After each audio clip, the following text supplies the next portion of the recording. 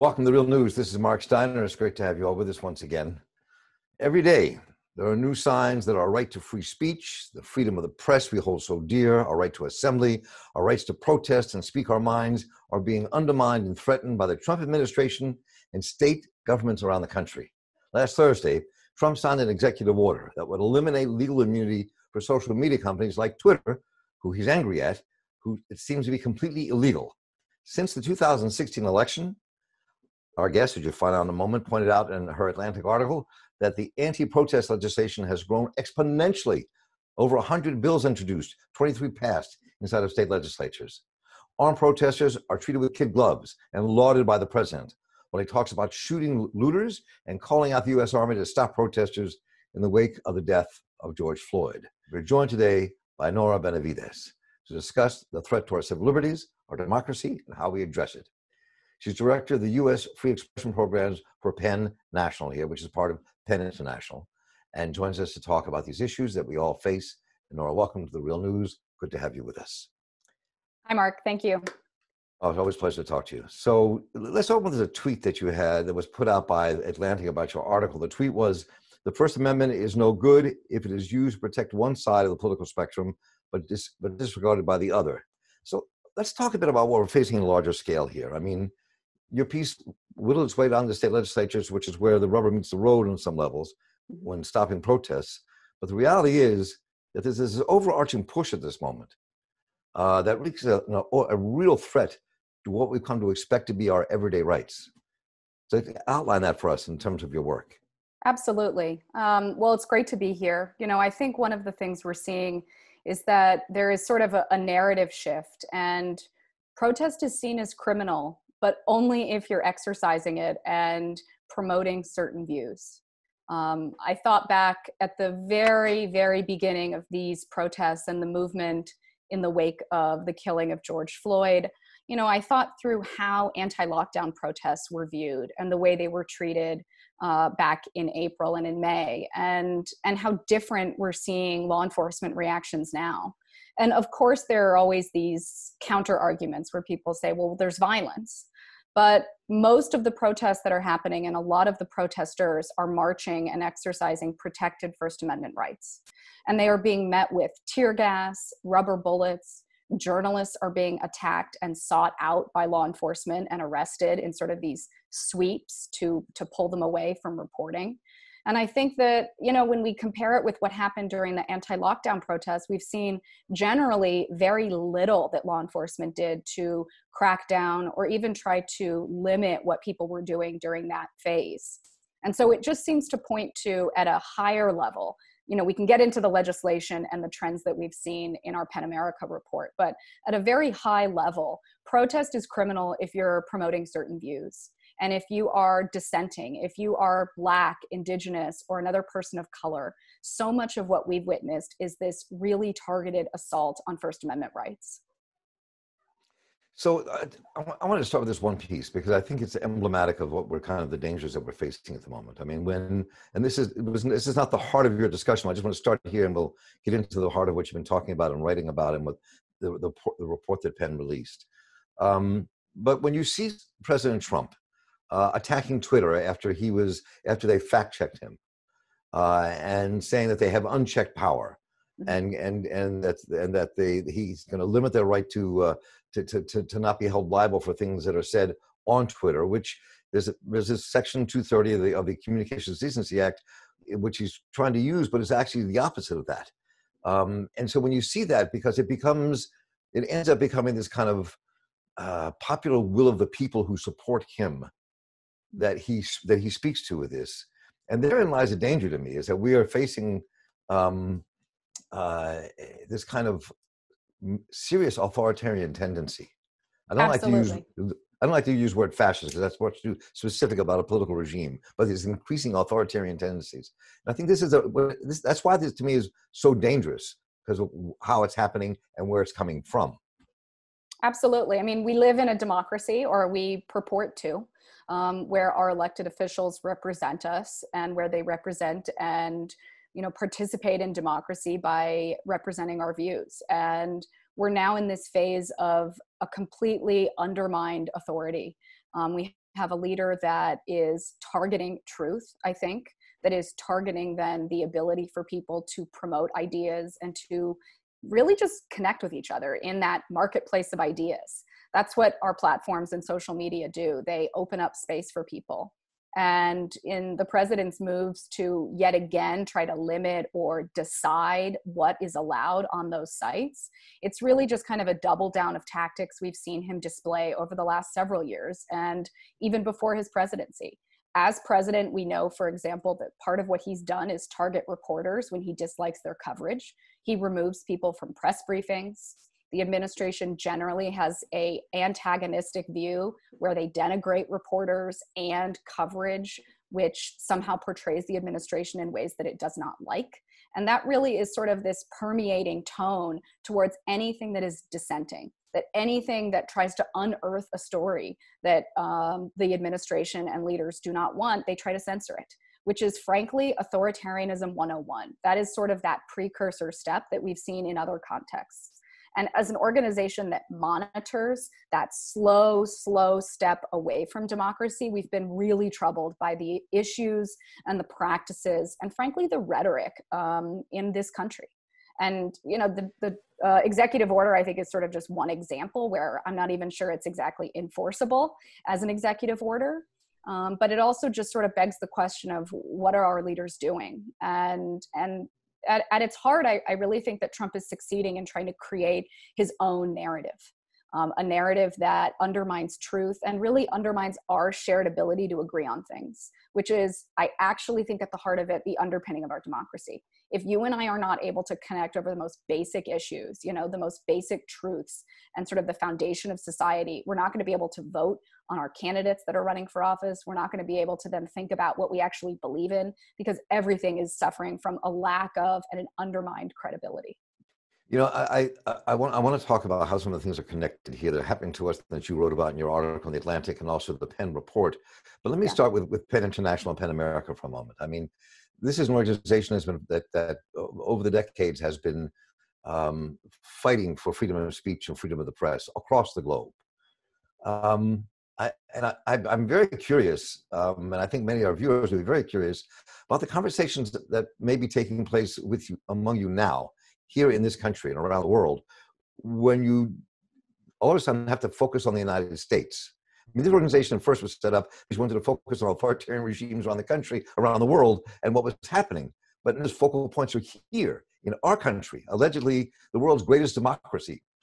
And that to me is just very telling and extremely chilling. Well, we were founded, I think back, how corny it sounds, we were founded almost 100 years ago. And it was right after World War I. I remember writers really came together all over the world concerned about how words would be used, how words could be weaponized, whether that is censorship of writers and opinions or the use of propaganda. And frankly, everything that those writers and our founders were concerned about, I think we're seeing play out again and again and again. And it's been almost 100 years, and those issues, whether it's disinformation, whether it is dissent and dissidence, it's frankly the same issues. And so, I'm very proud, frankly, to be able to defend free expression. From our membership base, we see people who are just exhausted by the assault on truth. And we want to engage with them as much as possible to try to, bring together and create a moment of solidarity where we can, because I think it's a very painful moment. And let's dive into some of that. I mean, one of the things you talk about a lot in your article and the Penn Report has to do with all the laws that have been enacted around the country by state legislatures over the last several years that really limit protests and speech. And you're seeing it now also being played out in the demonstrations that we're seeing, with the kind of violent reaction that they're getting even to the nonviolent protests. So, I mean, what exactly has been happening in these last 4 years that may be flying under the radar that most of us don't see around the country? Well, it's a great question. I remember from the outset of the report, we've known that targeting of activists is often an issue. And certainly we're building on years of looking at how journalists are targeted and what kinds of voices get silenced. But I noticed in a very kind of informal way, slowly, that I was seeing more and more and more bills being proposed across our country that are trying to limit protest rights. And so frankly, from the outset, we did not want to assume that that was politically motivated. And we started by analyzing bills introduced across the country in 2015. Frankly, in 2015 and 2016, there were very few bills proposed at all that would limit protest rights. And then in 2017, following Trump's election and his, becoming president, and then many state legislatures flipping and turning red where they were a Republican majority, we saw a surge of dozens and dozens of bills proposed at the state level that really seemed inspired by recent protests. And so what we've found is that there are over 100 bills, 116 total, that have been proposed over the last 5 years, all of which target our protest rights. And often legislators are pretty candid in saying that they introduced these bills inspired by recent events, targeting protests, which really kind of begs the question of, well, what is their role and why are they introducing these other than, or if only to, chill our First Amendment rights? And I mean, it's not something to kind of just take lightly. I mean, one of the things that's pointed out by Penn is that since this has been happening, 14 protesters and 1 journalist were arrested under the provisions being passed by these various state governments. And so this is just beginning. And when you tie that to the President of the United States saying in a tweet that Minneapolis protesters were thugs, and what he said in his other places, knock the crap out of demonstrators, but then talking about the very good people that were walking in armed to state capitals. I mean, the juxtaposition of those things and is glaring at best. Well, I agree. I totally agree. And let me break down a couple of things that we observed. Please. Sort of some of the key findings, if you will.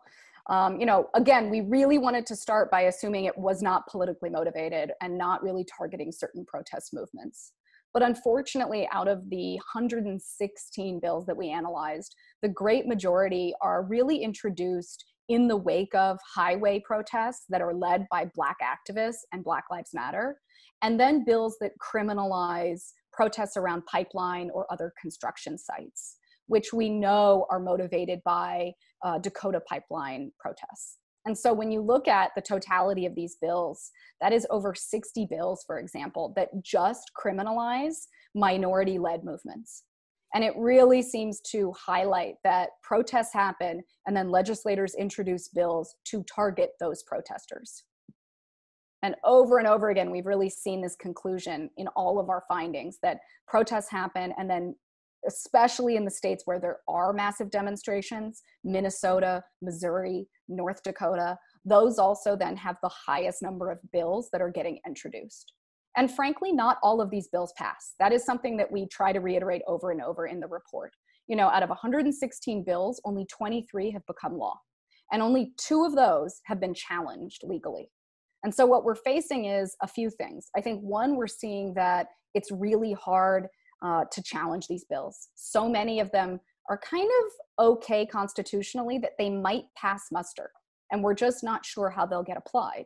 We also see that given that so many bills get introduced, even if they don't become law, I think there is this effort on the part of legislators to just create that narrative that protest is criminal. So many of these bills are redrawing the line of what's acceptable or lawful protest. So if you are in a protest of more than 15 people, that could potentially in some states now be seen as a riot or as unlawful conduct. That is absolutely antithetical to our First Amendment. It's antithetical to years of cases and precedent where we know that our rights to march, to demonstrate, are all protected by the First Amendment.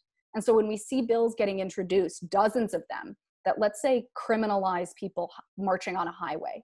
Well, one, we've seen legislators admit that they introduced these to target protesters. And we already have criminal statutes on the books. We have highway obstruction as a misdemeanor charge. And so it's just creating this chilling effect, targeting protesters and targeting specific protesters. So you have that in concert with a couple of things going on here, and I think they're connected. I mean, one, you have Donald Trump calling out the U.S. Army in Washington, D.C. and threatening to do so in states, and the argument being played out now whether or not that's even legal, is it legal or isn't it legal with posse comitatus, or is it the Insurrection Act of 1807, 1871, and how those play into this, what that legal argument might mean, and you see that happening. And you mentioned these cases being challenged, and now over 1/3 of the federal judgeships have been named by the most right-wing conservative legal minds in this country, giving the names of Donald Trump, who appoints them to the court, and the Senate approves them. So I mean, there's a real intersection here, I think, that I think Americans need to be aware of. Absolutely. And, you know, it's sort of a colleague of mine equated it to voter suppression, that this happens slowly. You know, that over time, the whittling away of our constitutional rights is something that happens often when we're busy, when we're marching, for example, or where in the middle of a pandemic, we are not able to actually go to our state capital potentially and voice concern or upset or hold our legislators accountable. And so under that cover of, frankly, the pandemic and everything we're seeing here, it really kind of at least leads me to be concerned that over the next several years, we're going to continue seeing this assault on the right to protest. I've already noticed that at least one governor has talked about the need to introduce bills to continue to target protesters in 2021. And so it's sort of like, in a very surreal, prescient way, looking at what we're doing now, and will that lead to potential future efforts to crack down on protesters? And so we need to be vigilant and think through what are the consequences if we don't have legislators that are really representing us. Because there are some actually fantastic legislators, some that we mentioned in the report that have been marching with protesters that say, if this bill passed, I would have been thrown in jail and prosecuted. And so those are the things that we need to be spotlighting, highlighting with our colleagues, highlighting with allies. I think the other element, though, in all of this is that narrative piece that I've brought up. You know, we're seeing more disinformation than ever surrounding the protests, where there is so much confusion already surrounding, you know, do I attend a protest? What are the ramifications in a pandemic context? And what we're seeing are people, you know, bad actors promoting fake protests, encouraging people to come out where protests are not happening. We're seeing photos and videos taken from years ago or in different countries, and they're being appropriated and made to seem like those are protests happening now and they're violent. And so it's really this perfect storm where we're confused, people are upset, wanting to come out and come together, and yet there is just this, we're riddled with a kind of false and misleading narrative that what's happening is criminal. And we need to unpack that. And frankly, I think it's a misconception so much of the time, where journalists doing their job should not be arrested. Protesters who are peaceful, who are even filming other protesters and begging them to not be violent, those people should not be arrested. And yet the kind of online narrative that we're seeing is just that this is, you know, it warrants the kind of over militarized reaction from local, state, and federal law enforcement.